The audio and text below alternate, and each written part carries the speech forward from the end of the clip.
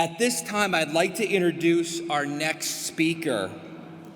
He is a WPI graduate and a member of Paradises Day Ministry that provides the Man Is You program, and you'll see their table in the back, which addresses the pressures and temptations that men face in modern culture. He is now a resident of Florida and an owner of JML Site Development, which is a philanthropic construction company supporting worthy ministries all over the world. He has an incredible, emotional, true life experience to share with us this morning. His talk is The Journey Away from God and the Journey Back. Please welcome to the stage, Jeff Joaquin.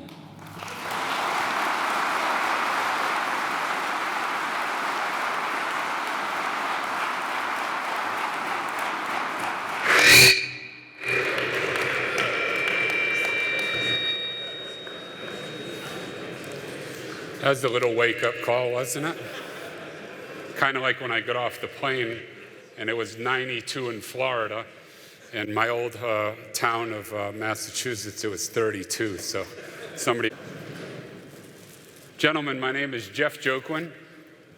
I am husband to my beautiful wife, Sandy, of 24 years, father to Faith McKenzie, who's 20 years old, and to Jonathan Andrew Joaquin, who would be 36 years old, and we'll talk a little bit about him in a bit.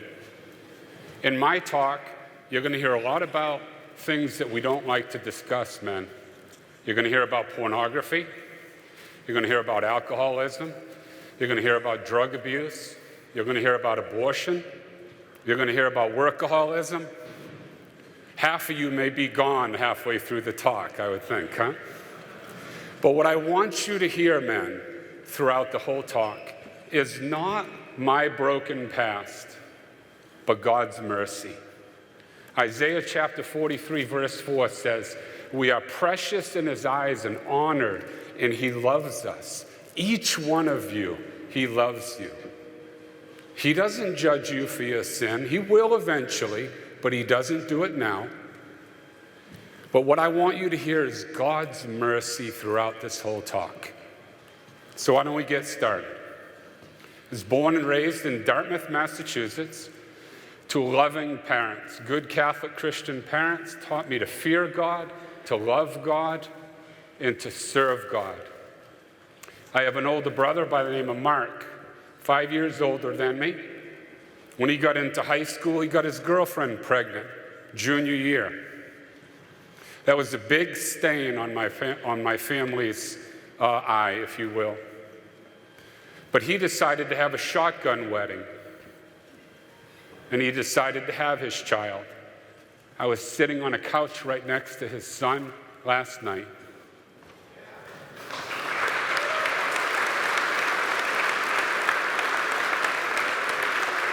See, when I got into high school, though, my mother, what she told me, being 5 years behind my brother, she said, "If you make the same mistake your brother made, I will castrate you." I did not know what castrate meant when I was in 8th grade, so I looked it up, and it wasn't pretty. But I tell you, that's how I went into high school, with that image in my mind that I could not have a child. Now, I don't blame my mother. She is a God-fearing woman, and I love her beyond imagination. I blame me. See, so let me hit rewind. Let's get started. 11 years old, was at a baseball tournament. I think we ended up winning the tournament by God's graces. Went back to my friend's house. The entire team was there. We had a cookout, swam in the pool, had all kinds of fun. About 6 o'clock, all the parents started leaving, all the players started leaving, and all that was left was my parents and my friend's parents, whose house it was.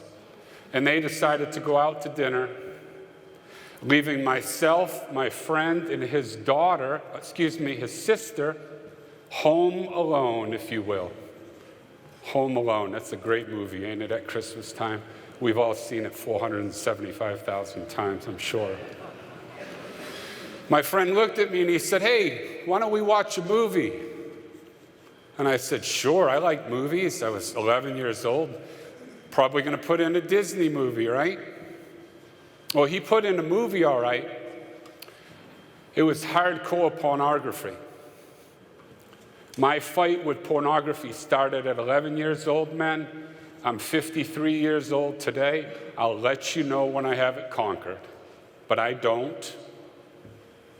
But we cannot allow that moral, intrinsic evil into our houses, into our phones, men. We can't do it. I'm not going to speak in detail on that in this talk, but if you have a phone, get Net Nanny on it. If you have a computer, get Net Nanny on it. Don't let the devil in, men. Don't let him in. You young guys, I do talks like this all over the country. Some of the most heartbreaking conversations that I have is when I'm sitting there talking to a 15-year-old girl, and she said, "My mother and father gave me a phone when I was 8 years old, and I went right into hardcore pornography, and it has ruined my life." At 8 years old, man, that's where my prodigal son journey started, with pornography. It didn't end there, though. It went quickly into alcohol. See, God writes straight with crooked lines. Born and raised in Dartmouth, Massachusetts. Now I live in Tampa, Florida with my wife and daughter. I started drinking alcohol at 12, 13 years old. You know what I started drinking? He's going to guess it right here. You watch. Southern Comfort. At 12 years old, men, Southern Comfort, 12 years old. That quickly progressed into marijuana. I was smoking marijuana before 8th grade every single day. Went into high school. Marijuana is a gateway drug, man. It's a gateway to something worse. I was at a party at 15 years old, New Bedford, Massachusetts. I know you're familiar with that. Me and my friend it was very crowded. Very crowded. We were backed up to a door behind us. And I said to my friend David, I said, "Hey, why don't we go downstairs? It's way too busy and crowded up here." And we went down into the cellar. I can say that in Massachusetts and not get people looking at me funny. I say that in Florida and everyone's looking at me going, "Cellar? Cellar? Yeah, down below the ground." Well, we went down into the bottom of those stairs, gentlemen, and at the bottom, it was pitch black in there, but there was one light on. Got down to the bottom of the stairs, turned, looked in the back of the room, and there was a young man sitting there in front of a table that was chest high, and there was a pile of white powder on it. Pile of white powder on it. He said, "Would you like to try some?" That was the start of my issue, an addiction with cocaine. So you can see how this progresses, right? Somehow, some way, through all of this, the alcohol and the drugs, I played a little bit of football. I did pretty good in high school. Got the opportunity to go to a lot of different colleges. But you know which one I chose? This little school down the street here called WPI. Anybody here from WPI? Yeah, all three of you. Hey. All three of you. God bless you guys. So I played football at, if you can imagine, WPI back in 1987 through 91. I was a 2-time preseason All-American and had the Buffalo Bills, yes, the Buffalo Bills, come to that little school down the road there. You guys should have been there.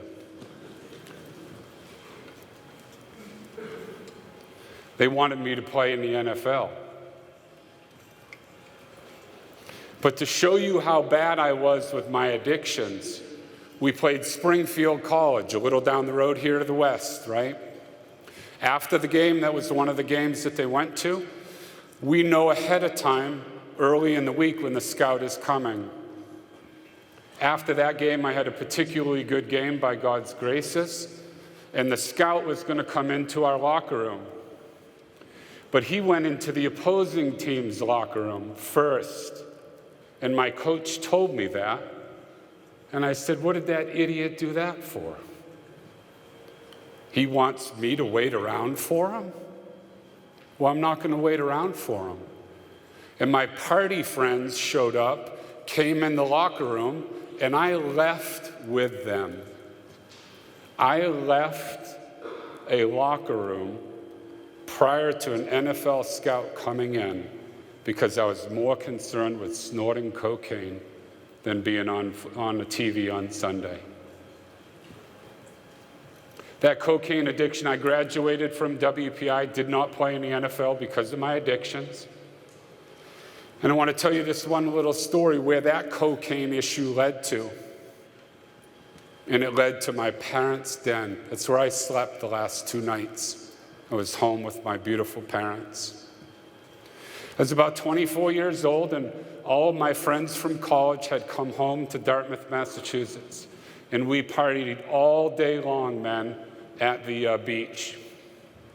There was cocaine here, there, and everywhere.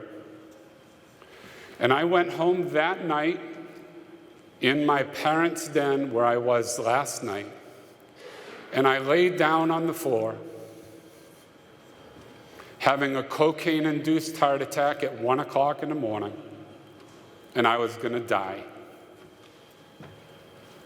In my parents' den. They would have woken up the next morning and found their son dead as the day is long. I called my brother up and I said, Mark, I said, I'm really sorry I didn't make it to the NFL. I'm sorry that I'm a useless drug abuser. But I'm going to die here tonight, bro. And I just want to let you know that I love you. And he said, Jeff, let me call 911. And I said, no, Mark, don't do that.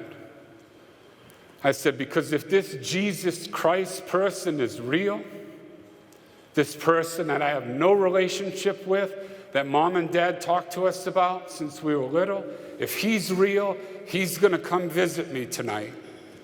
And he's either going to come visit me and save me, or I'm going to die and I'm going to visit him, and I'm probably not going to see him for very long. But just know that I love you, brother. And the hound of heaven came, man. The hound of heaven came like you. I felt an overwhelming presence come over my body from head to toe. I felt the Lord Jesus enter into my life. I woke up the next morning on the side of my bed asking him to put the pieces back together. And the Lord did. That was at 24 years old, man. We're going to hit rewind this second. Because after I graduated high school and before I went to college at the age of 17, I got a phone call from my girlfriend at the time. I know you guys don't understand this, but years ago, phones used to be connected to the wall, not hanging around in your phone wherever you go. Well, my father answered the phone and he said, son, it's your girlfriend. I said, okay, what did I do wrong now? She said, Jeff, we have a problem.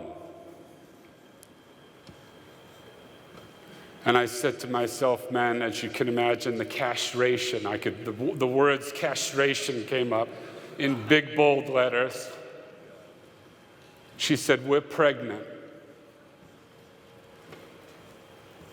And my heart was broken, man.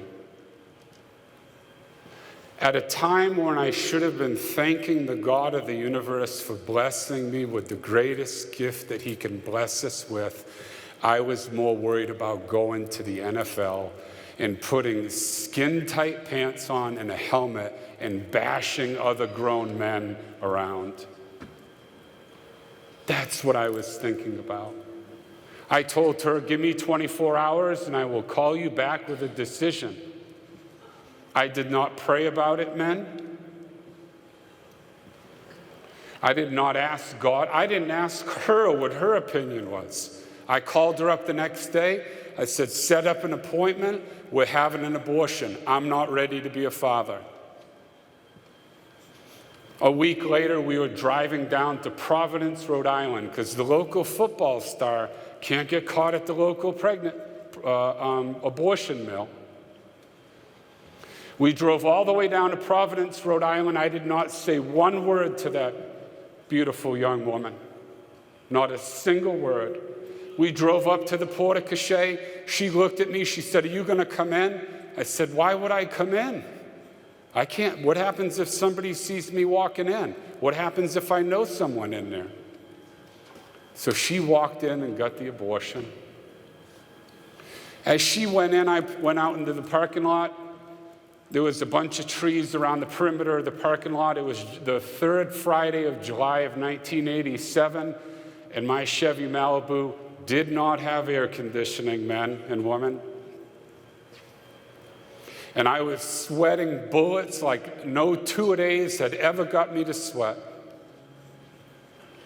And I remember looking to the roof of my car, which that was God for me. I don't have, I figured he's somewhere up there, right? And I said to him as I was sweating bullets, God, is this what hell is going to feel like? Because I had borrowed $200 from a friend and drove my girlfriend to an abortion clinic and paid a stranger to kill my unborn child in the womb.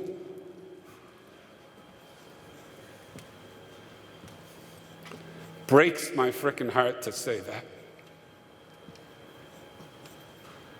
I had denied my fatherhood, and I had sacrificed my son on the altar of convenience, all so I could run around and smash other grown men on national TV and get paid millions of dollars to do it. She came out of the clinic. I drove her home, gave her the pain medicine, and broke up with her 24 hours later. Can you imagine the coward that it takes, men, to tell you, not even ask your girlfriend if she wants to have a baby, drive her to an abortion clinic, make her get an abortion, break up with her 24 hours later? What a frickin' coward. I have a 20-year-old daughter. If a man did that to my daughter, I'd put my foot so far up his butt, you wouldn't see it unless it came out of his mouth. But that's what I did. I went off to college. You've already heard that part.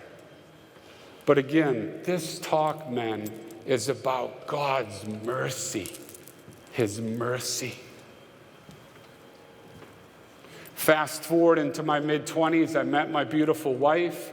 We got married at 30. Next chapter of life. Time to have a baby, right? Isn't that what we do when we get married? Well, guess what? Failed pregnancy test after failed pregnancy test after failed pregnancy test in my early 30s, I started thinking, oh, shoot. Maybe God remembers what happened when I was 17 years old. How many of y'all have seen the movie The Patriot by Mel Gibson? I know you have. What does Mel Gibson say in that movie? He says, I have long since feared that the sins of my past would come back to haunt me, and the pain was more than I could imagine. That was what I thought, man. Jeremiah 15:18 says, why is my pain continuous, my wound incurable, refusing to be healed? God was punishing me, man.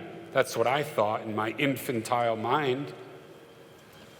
I was like the people of the time of Noah, the flood, or the Egyptians of the time of the plagues and the pestilence. God was punishing me.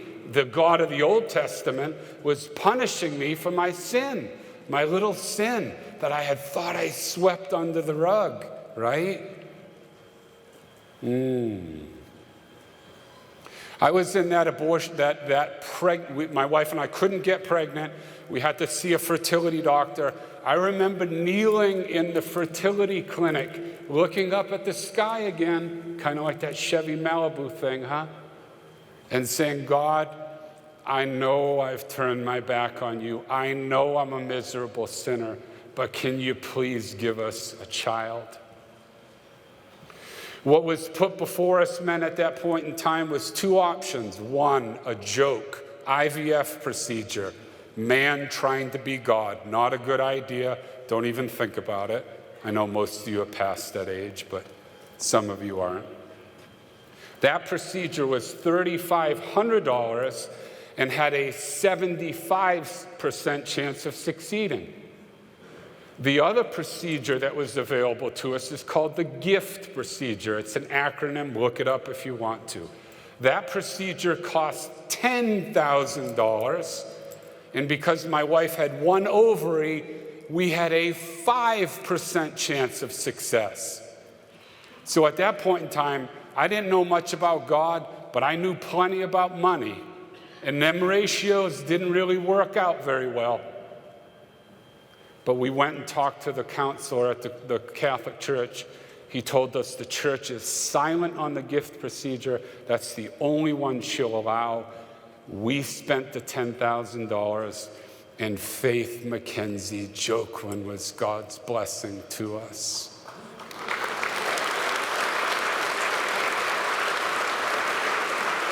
Faith Mackenzie Joaquin, not because of some country western singer, but because of Hebrews chapter 11, verse 1.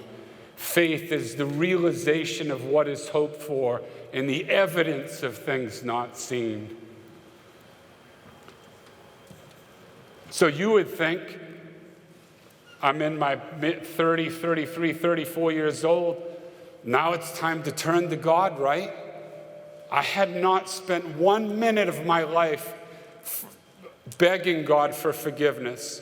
I asked him for a child, he gave me one. You know what I did, men? Probably the same thing that you guys do too. I treated him like a damn vending machine.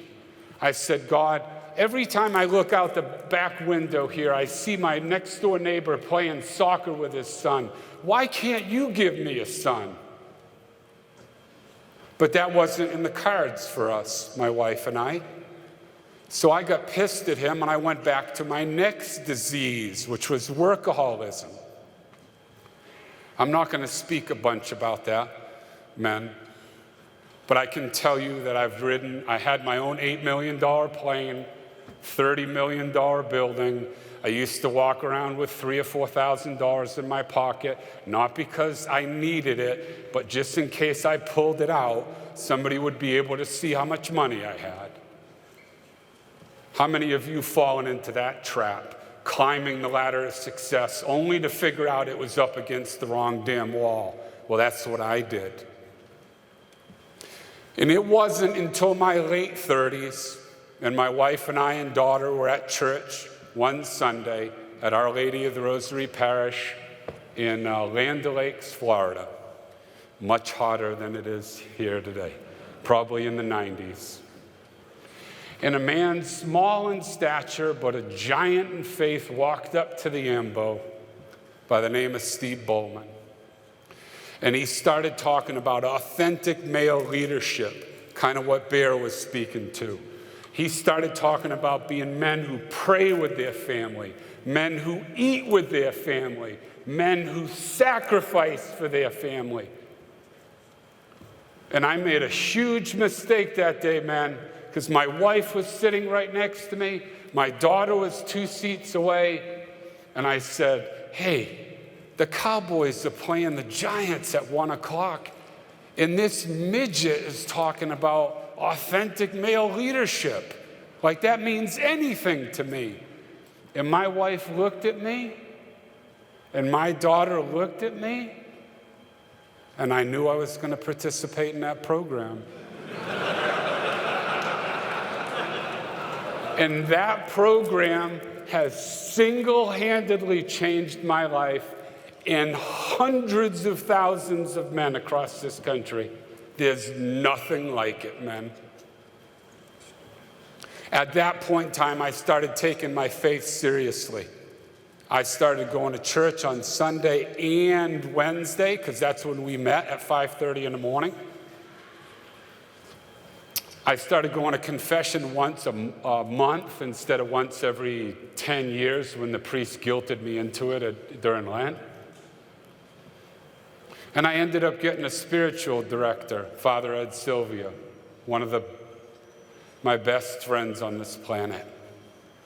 I met with him the first time, and he said, "Jeff, I've met a lot of spiritual knots in my life, but you, son, take the cake times 10. I said, "Gee, Father Ed, I mean, that's what I'm here for. The least you can do is give me some words of encouragement." He said, "I'm going to." He said, "You need to go to get a general confession." I said, "Okay, how the heck do you do that? You do that at Dollar General? Does the priest show up to Dollar General and you do a general?" He said, "No, you moron." He said, "You have to study for it, and then you go to a priest, you go to God, you go to in persona Christi, and you get on your knees and you beg him for forgiveness." Well, I did that. And all I can tell you, man, is I prepared for 3 months for that. And I walked into that confessional at Corpus Christi Catholic Church, because I can't go at the local parish, right? Kind of like the abortion clinic. If I did that to my pastor, can you imagine if I did my general confession with my pastor, he probably would remember some of my sins, as bad as they were. And he doesn't, man, and they don't. But I went to Corpus Christi Catholic Church, and an hour and 15 minutes into that confession, I had to confess to God that I had taken the life of my unborn son in the womb so many years before.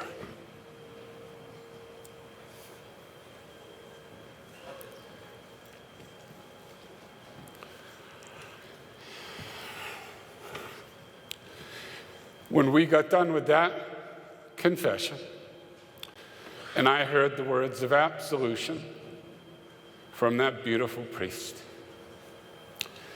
he was crying, I was crying. He walked out of the confessional and he said, "Welcome home, son." I will never forget that day, men and women.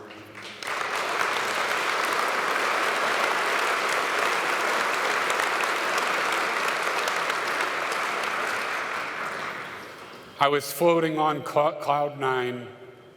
The hound of heaven, I told you at the beginning, mercy, men, mercy, mercy, mercy, mercy, mercy. God does not care about your sinful nature. He knows your sinful nature infinitely, but he wants to forgive you for it. The devil knows us by our name, and he calls us by our sins. God knows us by our sins, but he calls us by our name. So that day, I united myself with the God of the universe. These men that dress up in the black cassocks. Hold on one second. Why don't everyone get up, please, if you could?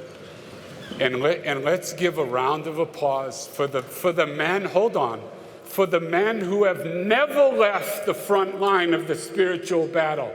They have not left the front line, men, for 2,000 years. We have left the front line, but they have not. So give them the round of applause that they deserve.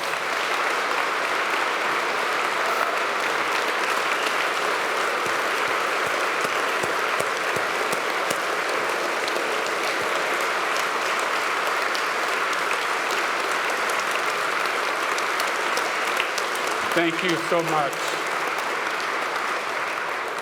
So, general confession. What was the next step in my journey in healing from my prodigal son life? Very simple.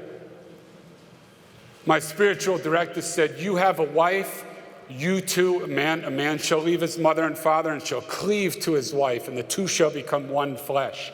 Share your abortion story with your wife. Let her carry the burden with you. I did. She does. I'm 6'3", 260 pounds. She's 5'4", 120, and I'm scared to death of her, men. Not in a bad way.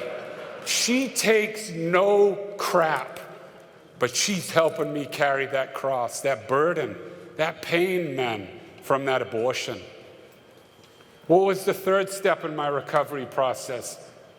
I had to name my son. Well, first I had to figure out if I had a son or a daughter. So just like, men and women, you can go to Harvard, you can go to Yale, you can go to Stanford, you can go wherever you want to. If you want to become educated in life in something that matters, you walk down the end of that hall, you walk into that adoration room, and you sit in the school of silence, and you let that man teach you.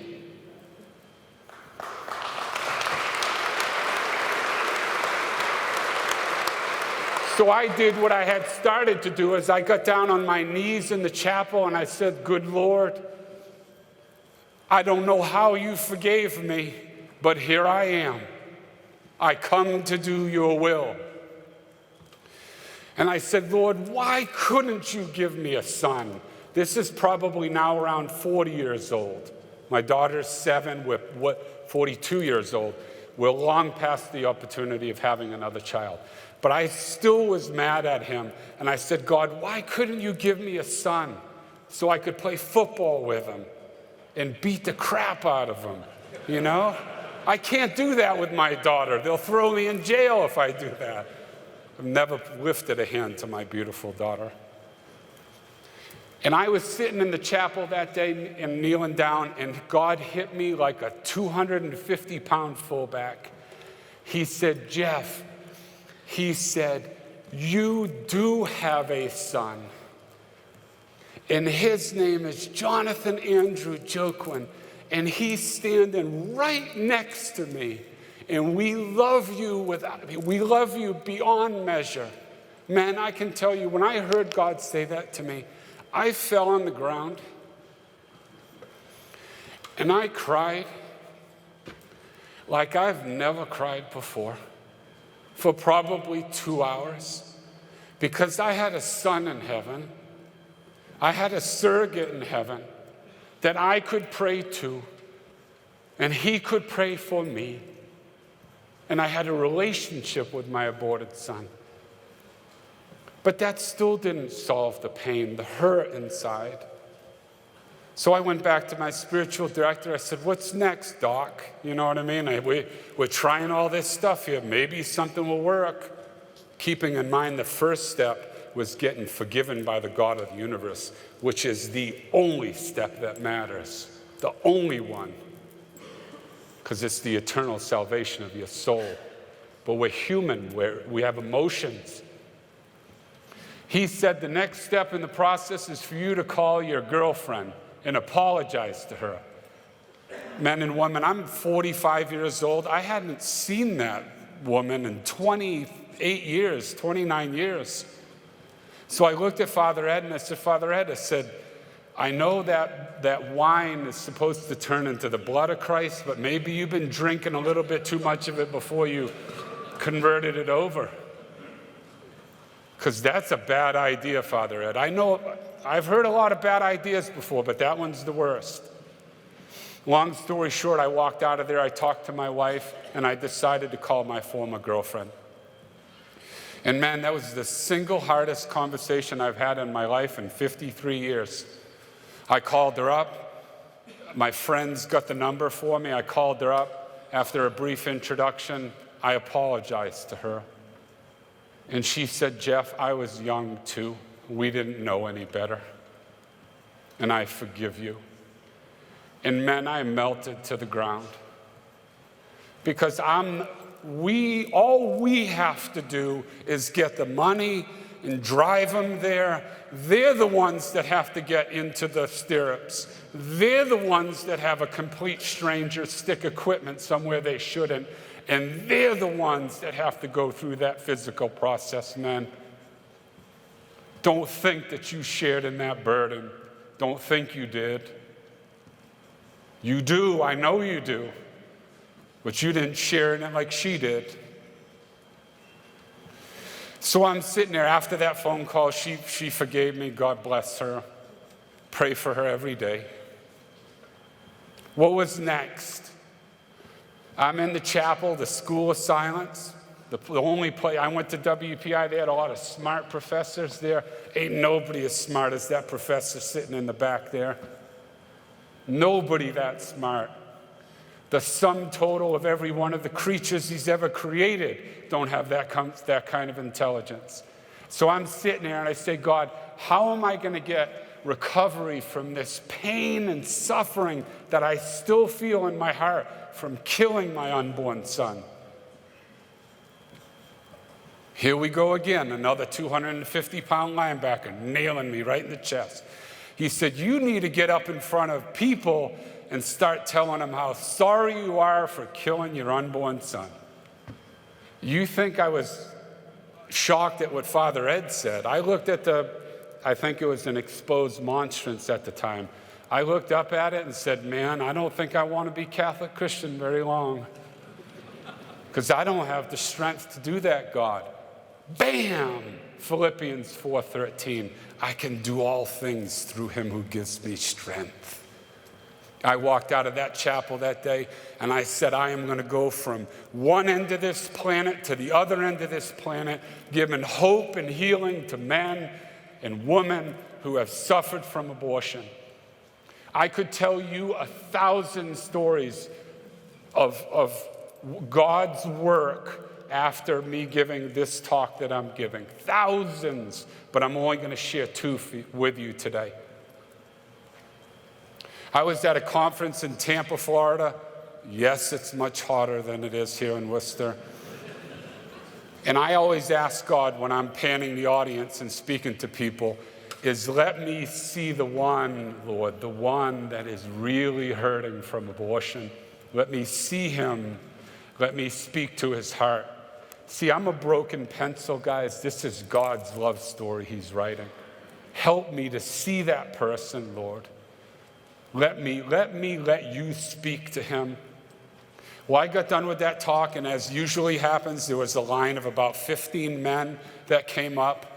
There was one man in particular during the talk that God had me focusing straight in on. I never stop and look at the person, but he had me focus in on that person. That person was not one of the 15 people in line. At the end of the 15th person, who all of them did the same thing, they came up and said, I had an abortion 20, 30, 40, 50 years ago. Go get reconciliation. The man that God had me focus on was not in line. So I went to the back of the auditorium and I stayed there. I put my head down and I prayed to our Blessed Mother.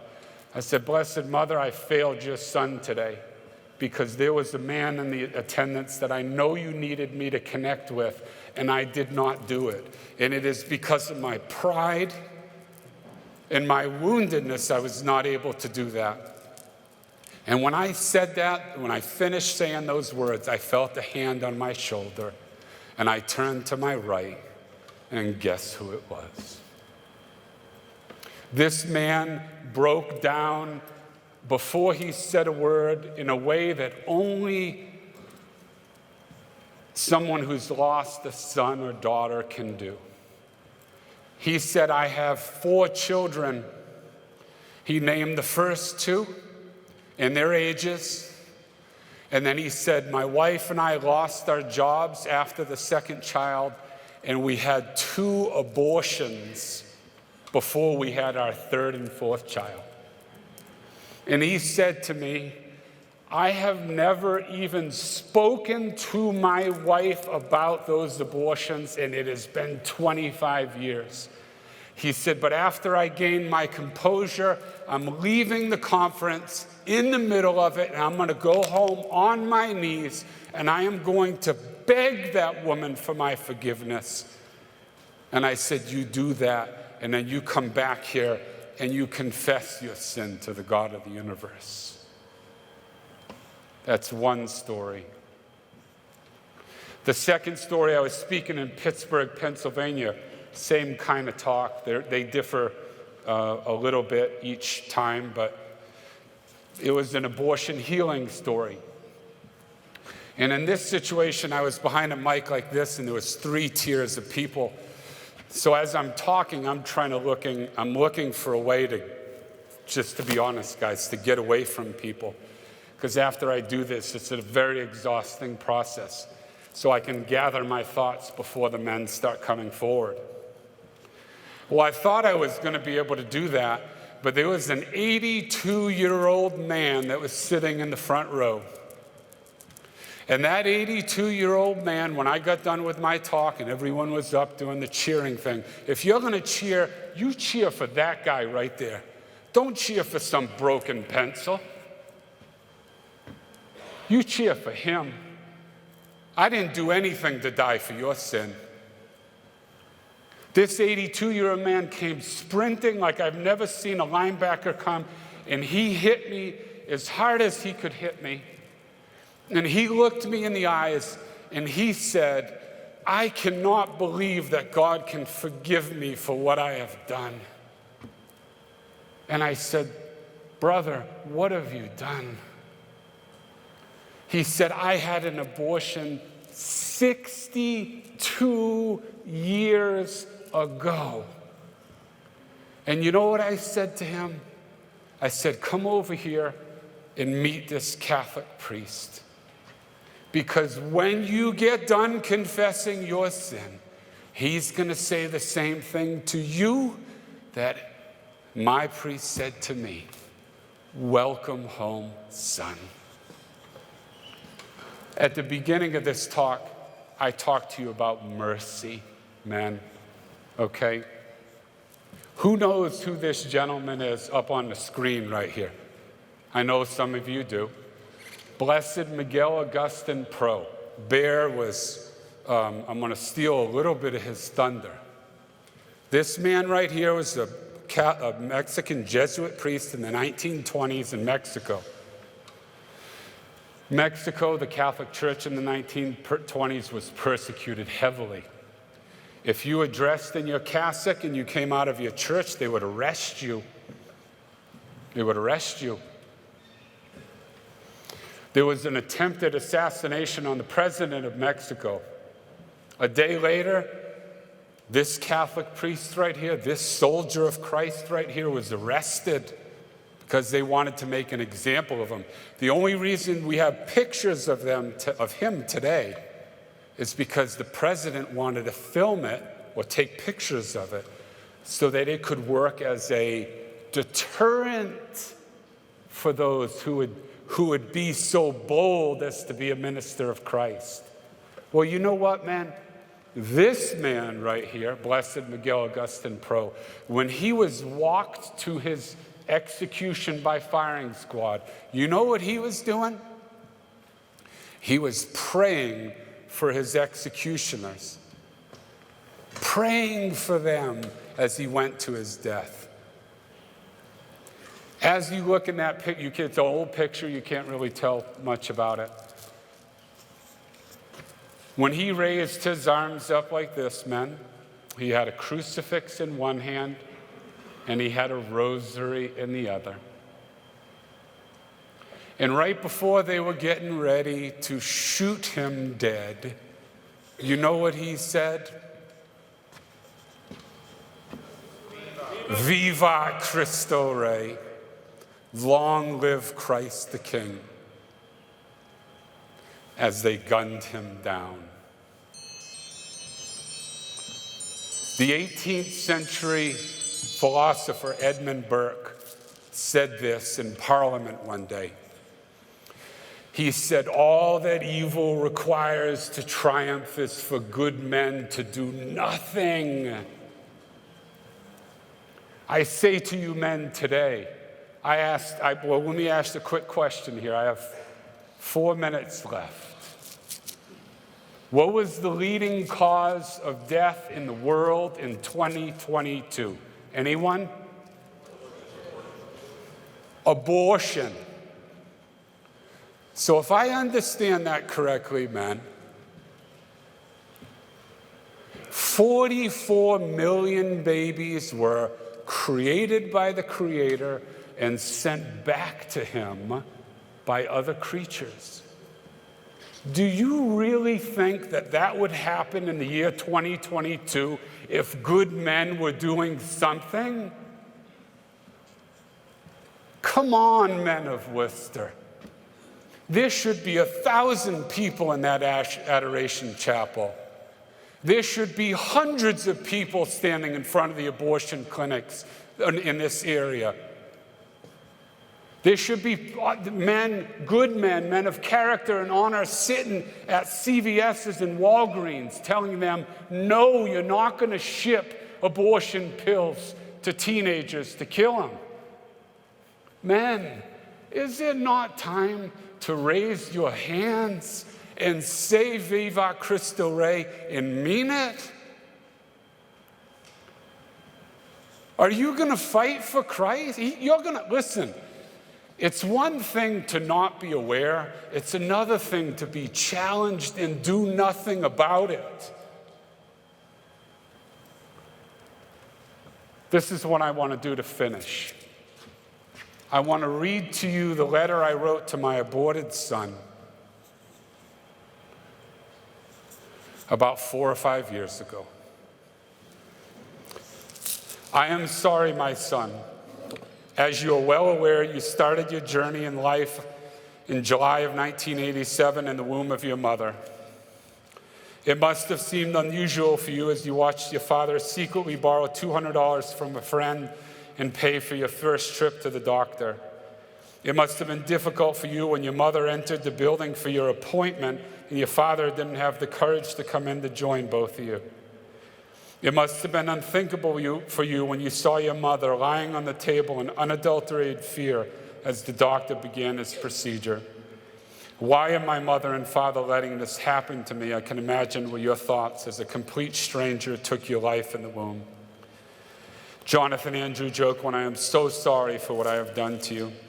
I am sorry that you'll never be able to take your first steps into the loving arms of your parents, that you'll never be able to fill your lungs with a deep breath of fresh air, that you'll never get to speak the words of amazement to your parents, that you'll never be able to have a birthday party and blow out the candles, that you'll never get a chance to board the bus for your first day of school, that you'll never get to meet your cousins, aunts, and uncles who would have loved you beyond measure, that you'll never get to meet your grandparents who would have loved you imaginably.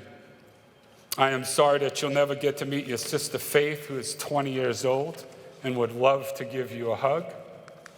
I'm sorry that you'll miss your high school graduation, that you'll never have the opportunity of going off to college and getting a degree, that you'll never get the opportunity of growing up and getting married and having your own children, that we will never get to play catch with the ball in the backyard. I'm sorry that I put your mother in an unthinkable position with your precious life. I'm sorry for choosing my future over yours. I am sorry for waiting so many years before I had the courage to apologize to your mother. I know with certainty one day, Jonathan Andrew, that we'll meet in heaven, where we will share the embrace of love that I long to share with you today. But in the meantime, my son, I ask for your prayers of forgiveness and mercy, and know that your Father loves you from the bottom of his heart. I'm so sorry for what I've done to you. Men, what I want to do in closing is this, and I'll be very quick with this. I give this talk all the time. I've done it in front of the White House. A couple weekends ago, I gave it with Vice President Mike Pence at Student for Life Gala. What I don't want you to do today is to go away from here on fire and then go cold. I don't want you to, Proverbs 26:11 says, as a dog returns to his vomit, so man returns to his sin. I don't want you to do that. So 3 months ago, my daughter and a bunch of people that are close to me convinced me that I should set up a YouTube channel. I have no idea what a freaking YouTube channel is, but they asked me to set it up. On that YouTube channel is about 25 talks that range from abortion, alcoholism, workaholism, success, significance, all kinds of topics. This is what I'm here to tell you today, man. I want you to go home with a homework lesson. I want you to get your phones out of your pockets, and I want you to point it at that screen and click on the QR code. I don't have any books to sell, men and women. I don't have any CDs to sell. I get no financial benefit for that. What I do get is every man that reintroduces himself to that man right there, that gets me one day off of purgatory. So I need everyone in the room and everybody that you've ever met before to go to that. But honestly, man, there is a healing series on that. It's a 7-part healing series we filmed in Houston. If you watch all 7 of those episodes, and they've been watched by hundreds of thousands of people in 3 months, I don't know if that's good or not, I really don't care. If you go through all 7 of those sessions and it does not impact you greatly and cause you to go to confession, you send me an email and I will send $100 to your favorite charity. Is that a deal? You got some homework to do? So let's just do this.